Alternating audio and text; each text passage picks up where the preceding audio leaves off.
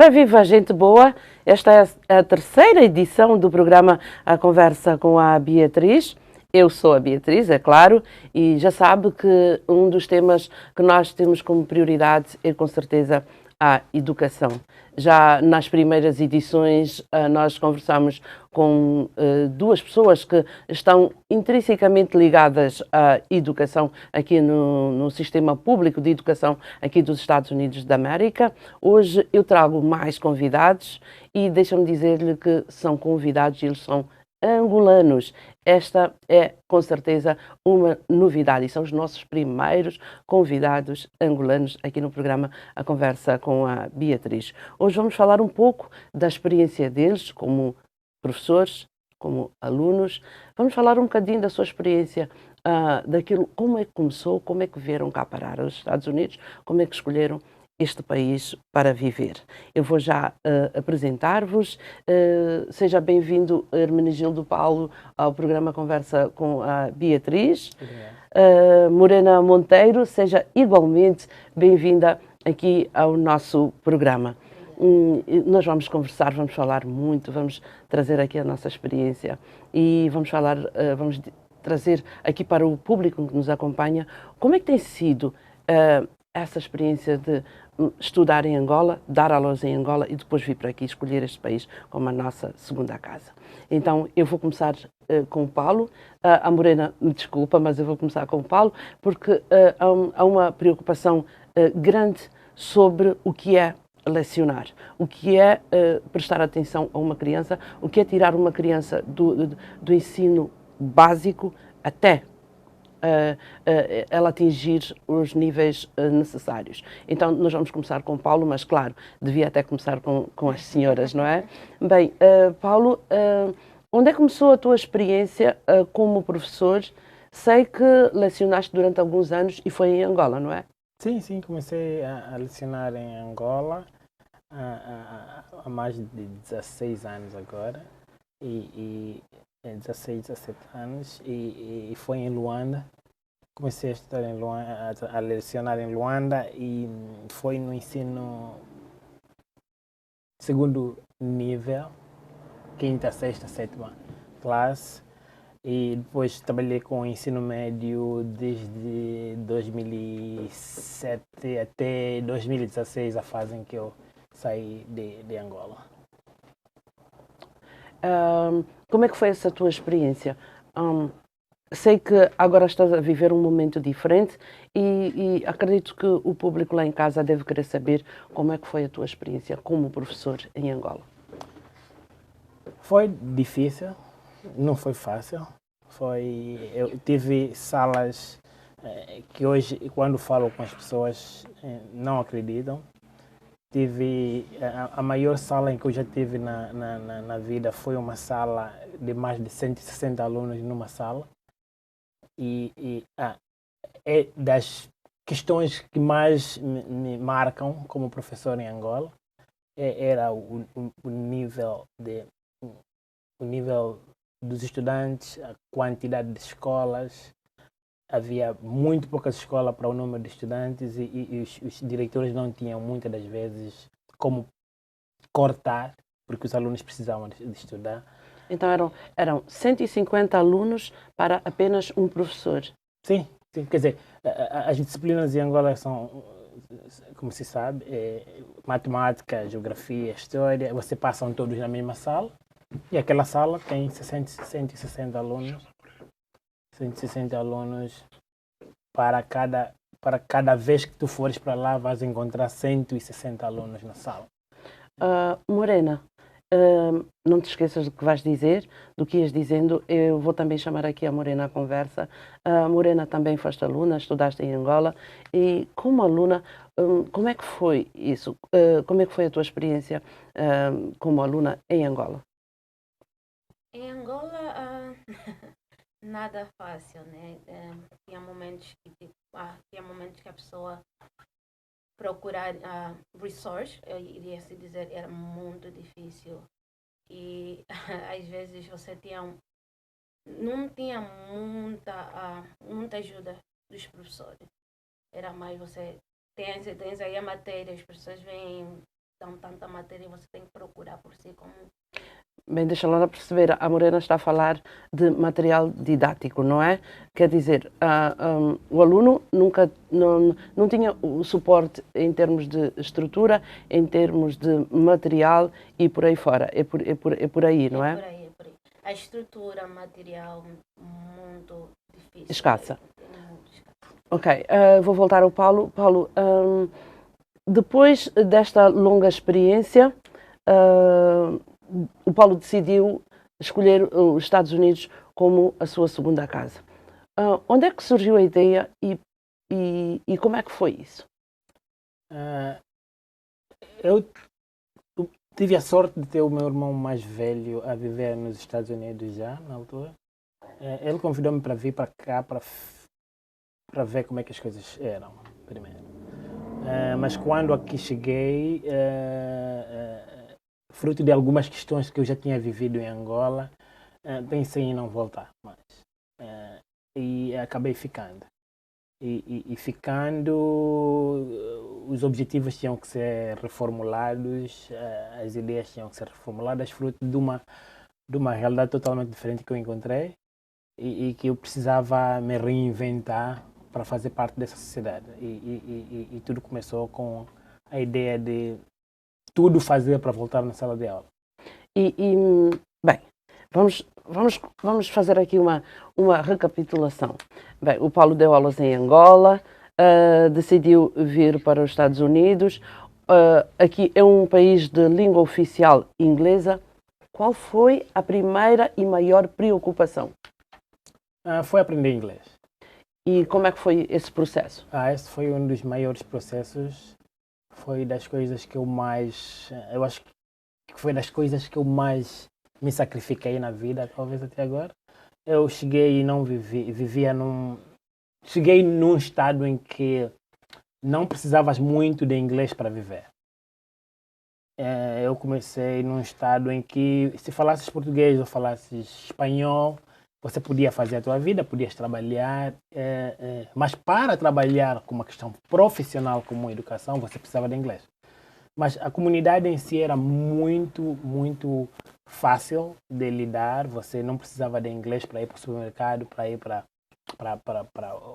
qualquer uma das lojas ou um serviço público para que você tenha acesso aos serviços. Ajudou o facto de encontrar já aqui a viver alguns angolanos? Por causa da especificidade de Maine que me fez mudar para cá. Não era só o número de angolanos, mas era a facilidade de aprender a língua.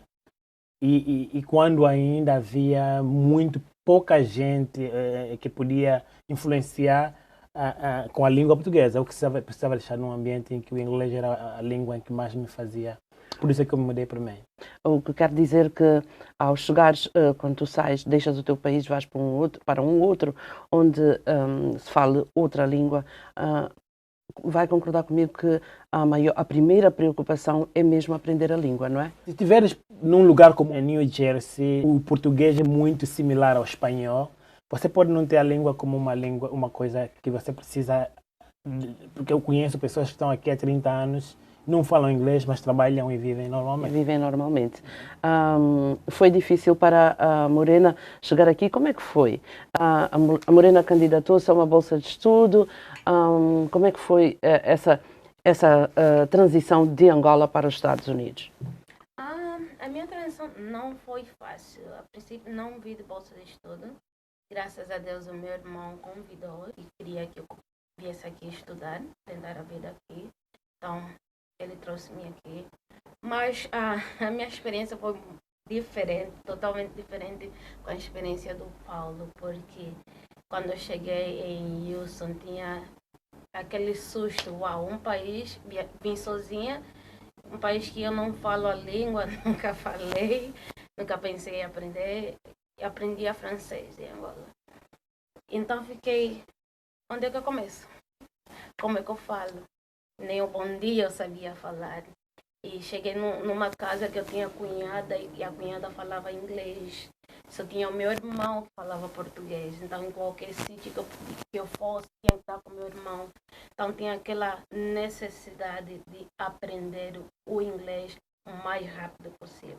O que não foi fácil, porque em casa, claro, meu irmão não ajudava muito, porque ele conversava comigo em português, mas eu quis também aprender ou querer conversar com a minha cunhada. Talvez isso tenha sido digamos que, a força motriz para que te esforçasses mais e mais para falar o mais rapidamente possível a língua que se fala neste país, não é? De certeza, porque eu vivia numa casa, tem alguém que eu não consigo me comunicar, é complicado. Então, quero ir a um lugar, não posso ir sozinha. Era meu irmão, esperar o meu irmão para sair, esperar o meu irmão para fazer qualquer coisa. E ele é um homem, era um homem Muito complicado. muito ocupado, então às vezes tinha que ficar em casa. Vamos direto à universidade, ok? A Morena chega, um edifício grande, não é? Uma estrutura enorme, gente por todo lado, pessoas que falam inglês. Como é que foi? Foi difícil. Eu, primeiro dia da universidade, fui com meu irmão. Ele chegou, levou, me apresentou na universidade. Eu fiquei, estamos aqui, estamos aonde? E tinha aquela, não me deixa aqui. E ele, depois de ajudar a conversar com a professora, porque eu não tinha como me comunicar, ele tinha que sair, teve que sair. Eu pedi, pode ficar mais um. Eu pedi a ele para ficar. Ele disse, como é que eu vou ficar? Tu é que tens que ir para a aula e tu tens que ir na classe. Quer dizer, ele deixou-te ali e disse, vai, assume a tua responsabilidade, descobre, faz o que tu quiseres, mas esse é o teu lugar, não é? E chegando na sala de aula foi um dia que eu nunca me esquecerei do meu primeiro dia, porque a professora, não comecei primeiro a fazer o inglês. Depois de você chegar na Universidade Houston Community College, tu tens que fazer primeiro o inglês. E eu fiz por aí 2 anos ou 1 ano e meio só fazendo o inglês. Então, chego numa sala de aula, a professora, claro, como muitos estudantes internacionais, porque era uma escola de americano, mas também internacional, posso assim dizer. Uhum. Ok, é uma universidade que recebia estudantes de todos os cantos do mundo, não é? E, consequentemente, falam línguas diferentes, falam inglês, espanhol, francês, português, enfim, não é? De certeza, de certeza. E a minha primeira vez numa sala de aula, eu não sabia quem falava português e quem não falava inglês. Então foi mesmo uma grande descoberta. Foi uma grande descoberta. A professora perguntava, hi, how are you? Apresenta-se, né? A professora perguntou, pedia que eu me apresentasse na sala e eu só olhava na professora. Bem, talvez seja um motivo para nós deixarmos aqui digamos, deixarmos algo no ar.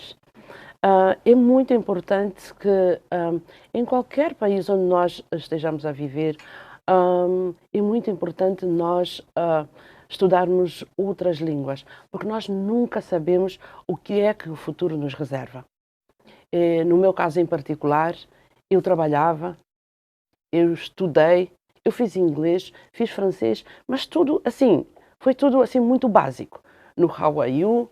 Daí quase que ninguém passa. Foi um erro meu, não é? Mas talvez foi também uma falta de oportunidade. Por isso, meu amigo, você que nos assiste, se tiver a oportunidade de fazer inglês, fazer francês, faça.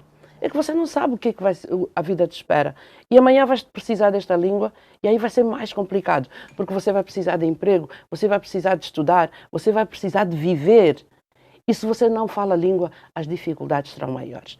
Desculpa lá por ter interrompido, mas vamos continuar a falar. Morena, vamos já dizer qual é. Eu sei que já terminaste a universidade, fizeste alguns anos de língua, já terminaste a tua universidade e já estás a trabalhar. Qual é a tua especialidade? Gestão de finanças. Uau, gestão de finanças. Sim. Ok. Faço isso. Eu comecei com administração de empresas, né? Então investi nisso porque quis ajudar as pessoas com investing, a fazer os seus investimentos, como funciona, e tanto aprender sobre isso. Então decidi me focar nisso. E como é que tem sido? Já estás a trabalhar? Eu sei que estás a trabalhar num banco, não é? E como é que tem sido essa tua experiência? Boa, mas ainda tem challenge, porque na escola tu aprendes teoria, né? Teoria, não tens a prática.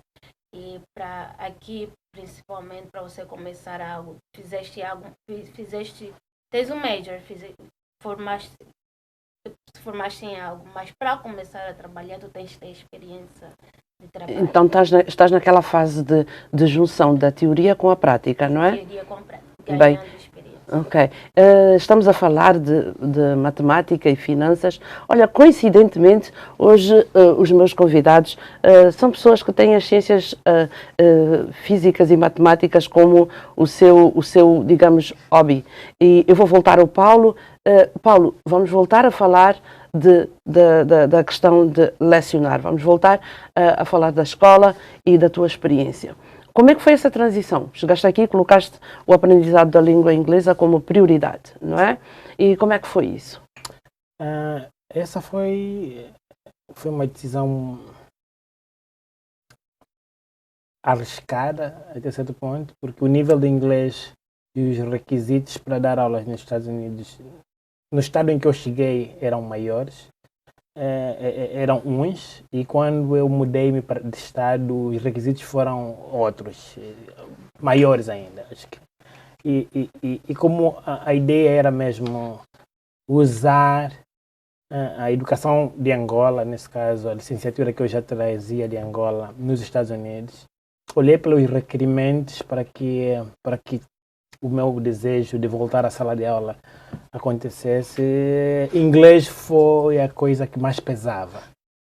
O inglês escrito, falado e ouvido, interpretado, todas as variantes do inglês eram das coisas que mais. Então eu comecei a estudar em 3 escolas.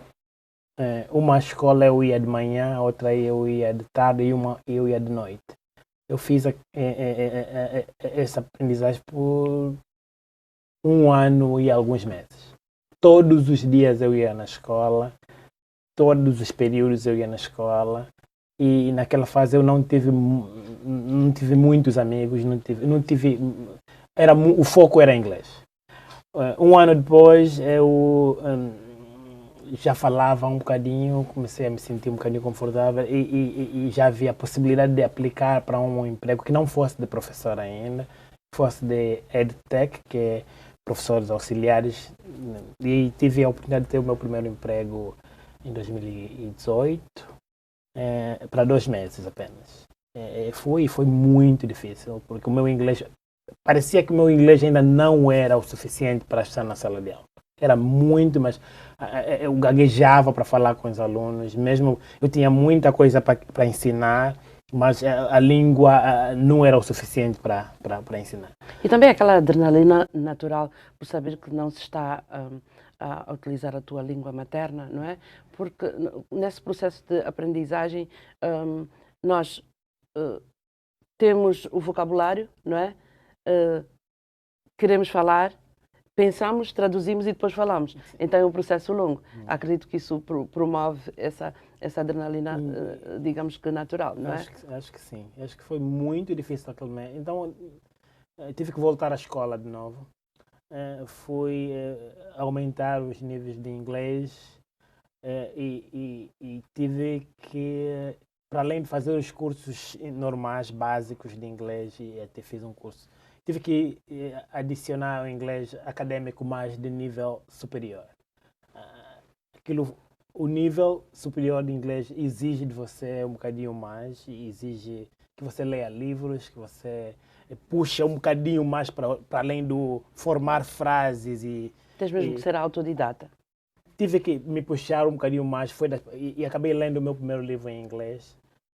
Aquele livro, quer dizer, estudei, e ali vem as diferenças de Angola, né? Aprender uma língua, mas você não lê livro. Aqui nos Estados Unidos, geralmente, quando você está aprendendo uma língua, você precisa escrever e ler livros e interpretar o livro. E acredito que a Morena deve estar um bocadinho familiar. Então, ler, interpretar, escrever fez com que eu, alguns meses depois, fui me sentindo um bocadinho mais confortável para voltar na sala de aula. E ali voltei à sala de aula com alguns problemas, com melhor inglês, mas algumas debilidades de formação de professor, sobretudo na área de gestão de conflitos da sala de aula. Você sai de uma experiência em que, por vezes, tiveste 150 alunos numa turma e hoje tens 19. Como é que foi como é que conseguiste quais foram as tuas estratégias para gerir uma turma e que por acaso, não é, é uma turma multilíngua, com alunos que falam diferentes línguas e alguns deles até nem inglês conseguiam falar ainda. Essa é uma verdade. O distrito em que eu trabalho é muito diversificado. Você tem alunos de quase toda a parte da África, da América Latina, da América, Europa, e existem variedade de línguas na minha escola. Quando eu comecei a trabalhar, a primeira experiência como professor foi como professor substituto. Alguém tinha saído e contrataram para substituir a pessoa, mas como professor principal. Aquela foi das melhores experiências que eu tive. Foi difícil para mim, mas foi boa porque consegui perceber coisas que eu já trazia de Angola, que eu pensava que podiam me ajudar nos Estados Unidos, e coisas que eu percebi que eu precisava mesmo aprender. Tinha que voltar na escola de novo, ou ir nos livros e buscar conhecimento que podiam me fazer gerir educação ou conhecer a sala de aula nos Estados Unidos um bocadinho mais diferente. Então, fui na escola de novo, comecei a fazer um mestrado em educação. Esse mestrado foi totalmente focado na educação americana e me deu os subsídios que eu pensava que precisava para enfrentar essa multilingualidade, talvez, do distrito em que eu vivo, porque isso não é uma questão da América, mas é muito do distrito em que eu vivo. Então, aprendi técnicas, aprendi algumas estratégias que hoje me ajudam a gerir diferentes níveis de alunos, diferentes níveis de linguagem, até questões acadêmicas. E hoje também consigo entender como é que o sistema americano funciona e quais são as melhores maneiras de tentar dar suporte aos alunos nos diferentes níveis que se encontram. Falando de suporte, vamos falar um bocadinho da estrutura de apoio ao professor, não é? Que tem como objetivo elevar os níveis de qualquer estudante. Existe aqui uma grande estrutura de apoio aqui ao professor. Numa sala de aulas ele não fica sozinho, apesar de ter um número reduzido de estudantes, ele nunca está sozinho, tem sempre uma estrutura de apoio, não é? Sim, sim. Essa parte enquadra-se nas questões socioemocionais e também acadêmicas, porque existe um suporte socioemocionais onde entram os counselors, onde entram os social workers, que vêm às vezes ajudar a compreender motivos que fazem com que a criança esteja a agir de uma maneira ou de outra, que esteja triste ou alegre, que esteja a sofrer com problemas de depressão ou não. Esta parte que os professores geralmente têm também ajuda, como disse. E tem a parte acadêmica que entram os professores auxiliares, que vêm às vezes suportar aqueles alunos que, de uma ou de outra, precisam um bocadinho mais do apoio de uma pessoa, de um extra adulto na sala, para fazer com que ele tenha os objetivos que a gente queira que ele atinja. Na maioria das vezes, isso é uma coisa que encontramos de forma diferente nos Estados Unidos e que não acontece muito, sobretudo em Angola, onde eu vivi. A Morena, como estudante, durante a altura em que esteve na universidade, teve também, acredito que também teve essa estrutura à sua volta, não é? Uma estrutura consular, digamos, professores que venham, professores adicionais, não é? Que ajudam o aluno a encontrar o caminho certo. A Morena também teve esse apoio? Na universidade é um pouquinho diferente. Tens aí o professor, mas não tens o outro suporte. Mas de certeza que se precisares, se necessitares de ajuda, os professores estão dispostos, estão sempre disponíveis para ajudar. Tem pessoas que eles marcam, que eles ajudam com o professor, eles marcam em office, podes ir ao office do professor e sentas com o professor, ele está aí one-to-one a te dar aquela ajuda, aquela necessidade. E tem professores que também que entendem, né? Como eles pensam como eu disse, tem social worker.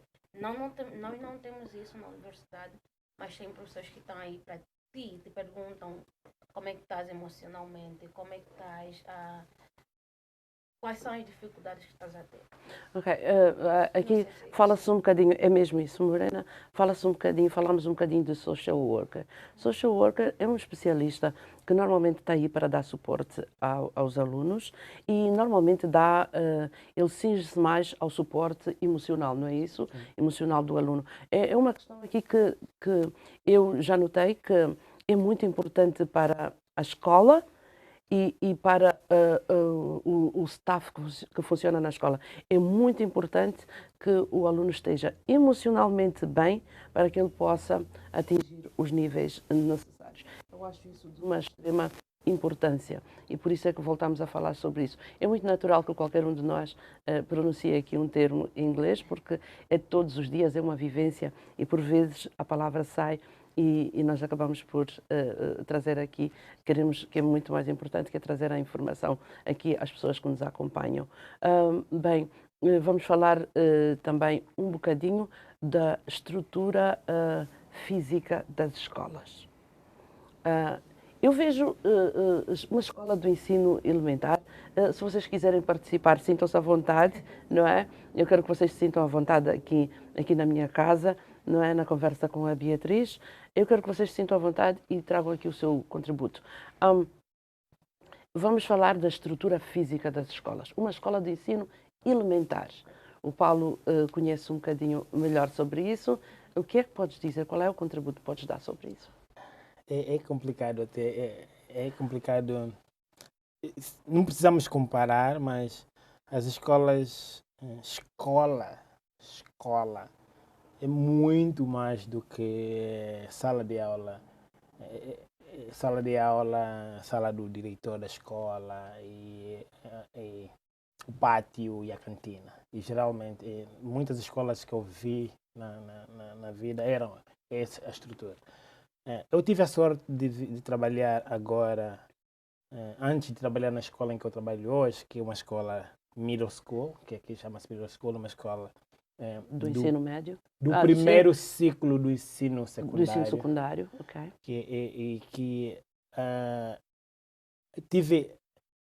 Compreendi porque que muitas das coisas nos Estados Unidos funcionam como funcionam.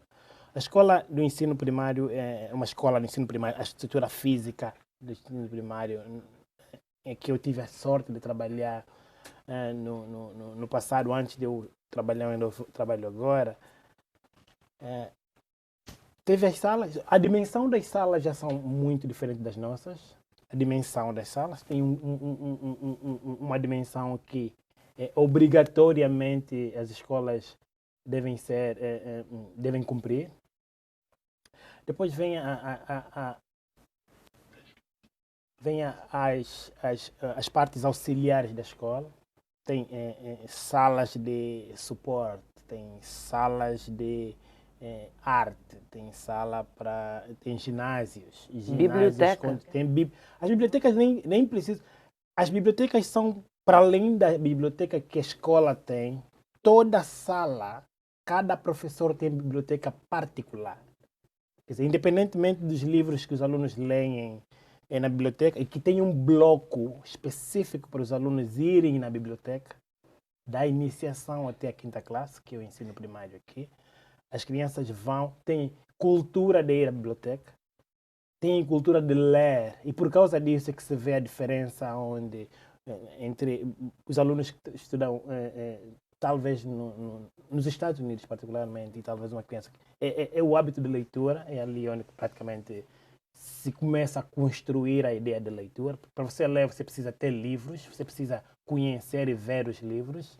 Eu estudei até o ensino superior em Angola, livros eram um problema. Eu estudei no ensino superior, não havia livros. Os professores eram obrigados a fazer eles próprios seus manuais para que a gente estudasse neles, porque a biblioteca não havia livros ao nível da matemática em que eu estava estudando na altura.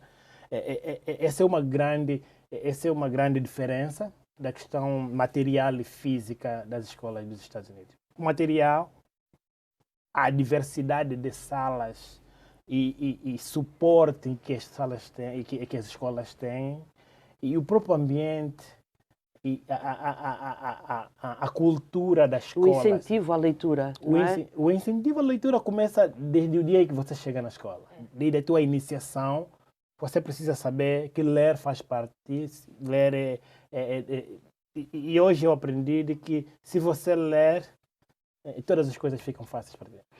É muito normal ver aqui nos Estados Unidos um estudante quando chega a casa e traz a mochila carregada de livros, não é?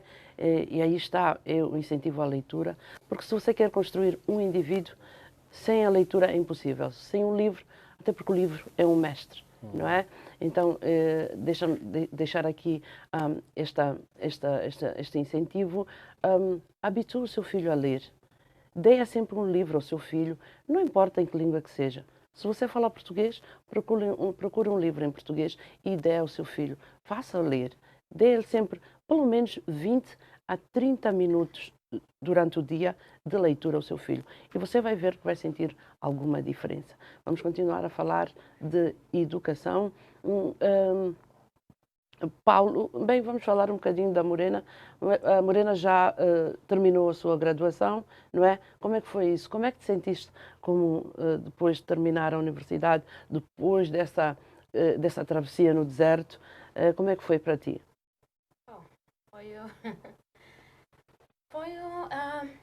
Diria que me senti mais leve, né? Porque foi uma trajetória muito difícil, não foi fácil.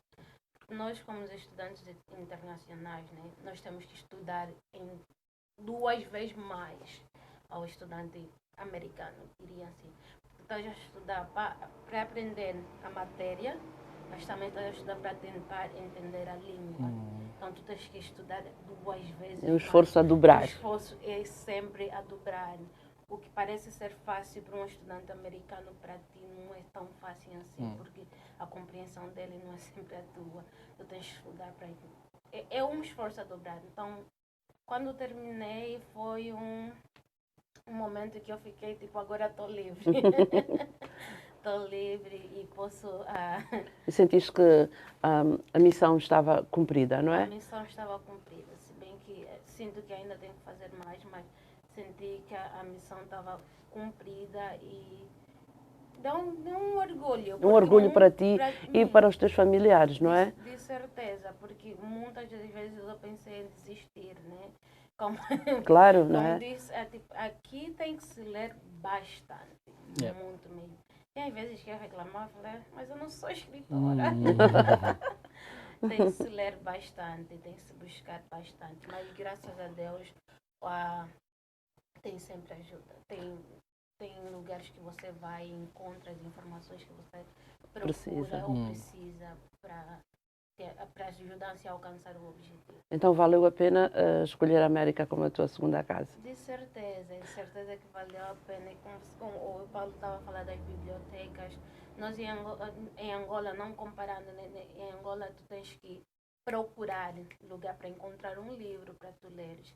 E às vezes, dentro da universidade ou dentro da escola, tu não tens a biblioteca para procurar e às vezes tens que ir distante. Era algo muito escasso. Já aqui tu tens isso, já na universidade, não precisas ir muito distante para encontrar um livro ou qualquer outra informação. Paulo, é com certeza também um orgulho muito grande saber que um angolano é professor aqui numa escola pública dos Estados Unidos da América. Nem todos temos que ser médicos, nem todos temos que ser engenheiros. Tem que haver alguém a fazer alguma coisa. Queríamos desmistificar um bocadinho aquela questão de, pronto, as pessoas pensarem, quando sai de Angola, ou quando sai de Cabo Verde, ou de São Tomé, ou de qualquer outro país, não é? Que tu escolhes América ou escolhes outro país para viver, que vais exercer sempre uma função de base.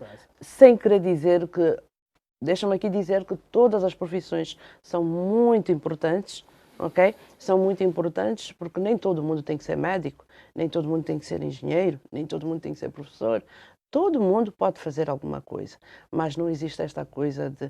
Eu acho que é uma questão de oportunidade. Eu não sei se vocês vão concordar comigo, não é? Eu concordo contigo isso não corresponde à verdade, mas muitos de nós, a informação às vezes é que passa mal. Quando eu cheguei também, a primeira coisa que me disseram é que você tem que ir na faculdade de novo.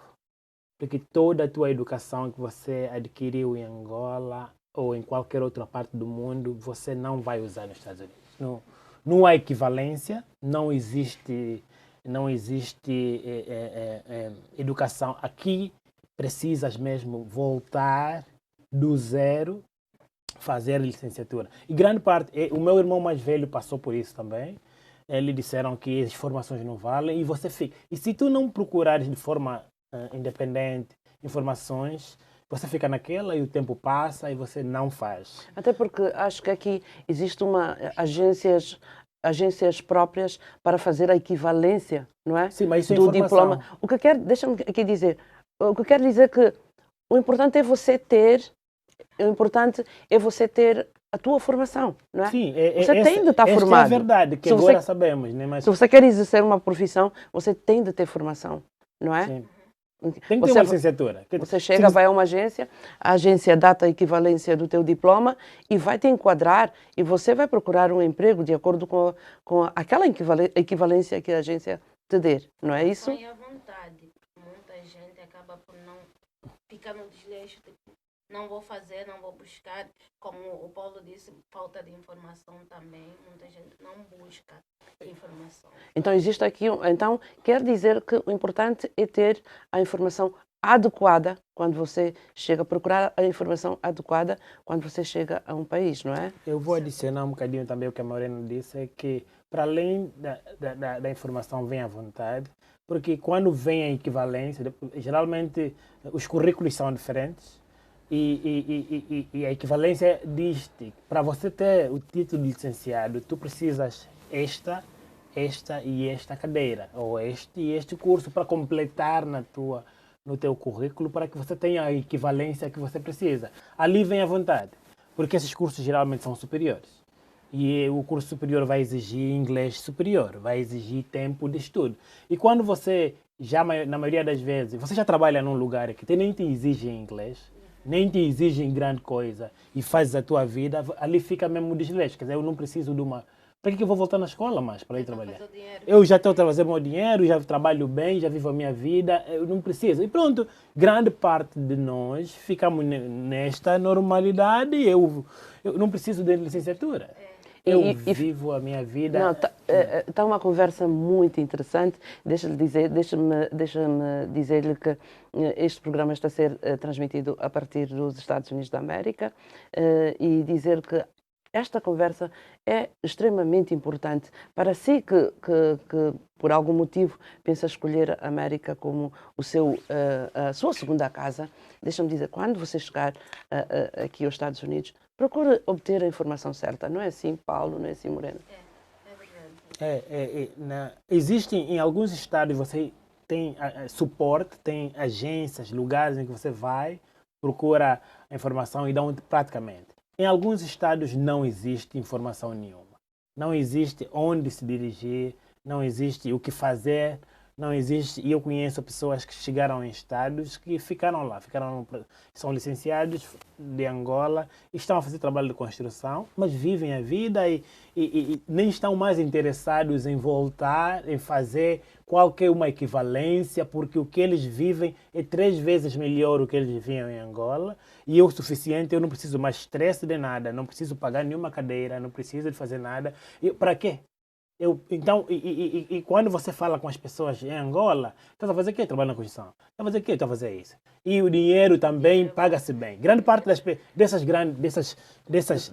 empresas e essas profissões que em Angola nem se paga grande dinheiro, nos Estados Unidos paga-se bom dinheiro. E talvez seja um motivo que faça com que as pessoas se acomodem, não é? Sim, claro, porque se não tivessem o dinheiro, se o dinheiro não fosse suficiente, você teria procurado ou a tua formação superior, ou então procurarias uma outra formação. Mas grande parte dessas que nem exige, as profissões que nem exigem muitas das vezes ensino superior, paga-se bom dinheiro nos Estados Unidos. E isso está até a fazer as pessoas a repensarem a ideia de irem à universidade. Porque para você viver nos Estados Unidos nem precisas muito da universidade. Nos Estados Unidos. Mas nós em Angola nós em Angola, você é obrigado a ir nos Estados Unidos para que você é considerado doutor e depois dali o salário sobe como doutor, porque os escalões estão feitos consoante a formação. Nos Estados Unidos tem primeiro que os estados não têm um valor mínimo, os valores mínimos de salário diferentes. As profissões não, para subir salário não precisa subir, não precisa um órgão que depende para que aumente o salário em todos os lugares. E as pequenas profissões profissionais paga-se muito bem, e é o que grande parte da comunidade e de nossos concidadãos tem estado a fazer profissões ou exercer atividades em profissões não profissionais, mas que o dinheiro acaba sendo até talvez melhor que o meu. Bem, estávamos a falar de chegar aqui e terminar ou concluir a formação. Bem, até que ponto é que isso é possível? Vamos falar de custos. A partir de que altura é que um aluno começa a pagar? Por aquilo que eu sei, a partir da iniciação, até o ensino médio é grátis, não é assim? Alguém estuda numa universidade privada, aí é outro assunto. Na escola pública, a partir do primeiro ensino para o médio, certo? É gratuito. É gratuito. Como estrangeiro, o custo não são nada barato, diria assim. O estrangeiro paga o custo que se chama abroad payment tuition. Então, acabas pagando 2 vezes mais ou 3 vezes mais que o próprio estudante americano. Encontram alguma dificuldade em financiar os seus estudos, mas a oportunidade de emprego não falta, não. É isso?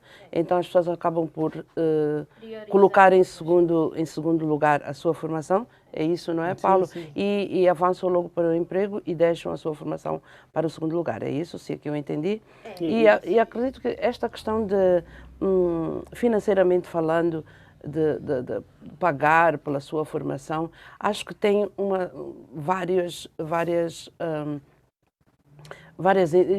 tem muitas entrelinhas, não é?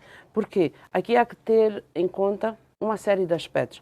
Esses são temas que nós ainda vamos abordar aqui para entendermos melhor o que é que um estudante tem que pagar e quanto é que tem que pagar se ele for imigrante, quanto é que ele tem que pagar se ele for para uma escola pública, se ele for para uma escola privada. Nós vamos, com certeza, colher mais informações sobre estes pequenos aspectos, que são muito importantes, até porque nós queremos também ajudá-lo, no caso de você vir para aqui ou ir para um outro país, são questões que você tem que ter em conta, porque vai afetar de uma maneira ou de outra nessa sua questão financeira, não é assim? Certo. Bem, vamos então a uma questão um bocadinho pessoal.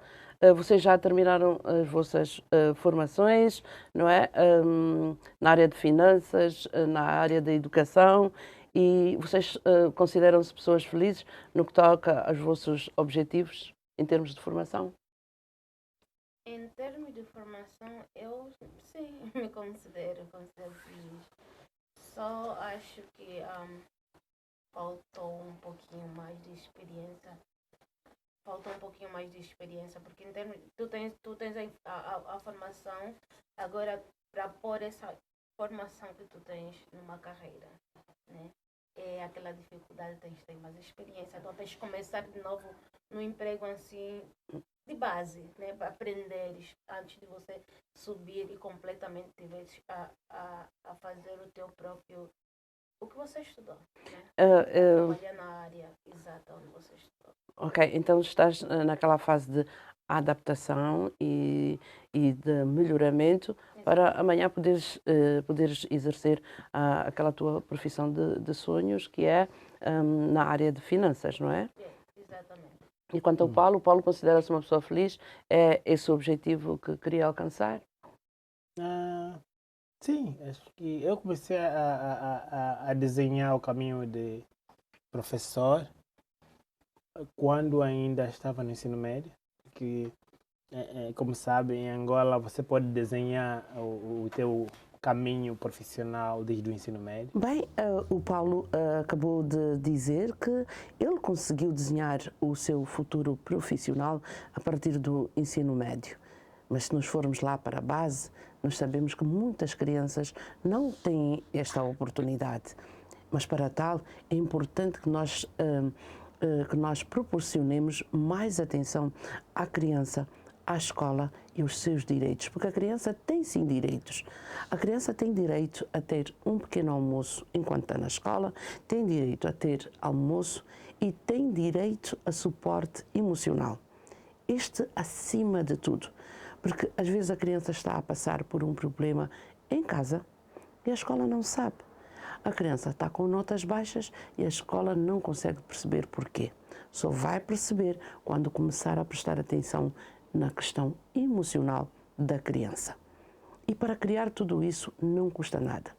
Tudo começa pela força de vontade. Se você tiver vontade, a partir da sua casa, do seu bairro, da sua cidade, do seu país, do seu continente, se você implementar isso, pode crer que está a criar um futuro positivo. Então, nós não vamos deixar de falar da educação, porque nós nos preocupamos sim com os direitos da criança. E nós vamos falar mais tarde, mas já sabe, no próximo programa nós vamos trazer talvez um tema que vai estar relacionado com a imigração. Vamos procurar trazer um lado positivo, um lado negativo da imigração. É como tudo nessa vida, tudo tem um lado bom e o lado mau. Então nós vamos trazer os dois lados, vamos tentar trazer aqui experiências, vamos trazer aqui pessoas que tenham vivido uma ou outra experiência, mas sabe, não tem sido fácil, principalmente nesta fase da pandemia, mas nós vamos fazer o nosso melhor para trazer a informação, para levar a informação até si, até a sua casa. Então já sabe, este é o programa A Conversa com a Beatriz, um programa produzido pela Telebanda TV a partir dos Estados Unidos da América. Nós estamos também no YouTube, no Facebook e no Instagram. Então acompanhe-nos, não se esqueça de subscrever no nosso programa do YouTube, já sabe, aperte o sininho e siga-nos, que vai valer a pena. Então, já sabe, nós ficamos por aqui e até lá. Storybox Audio.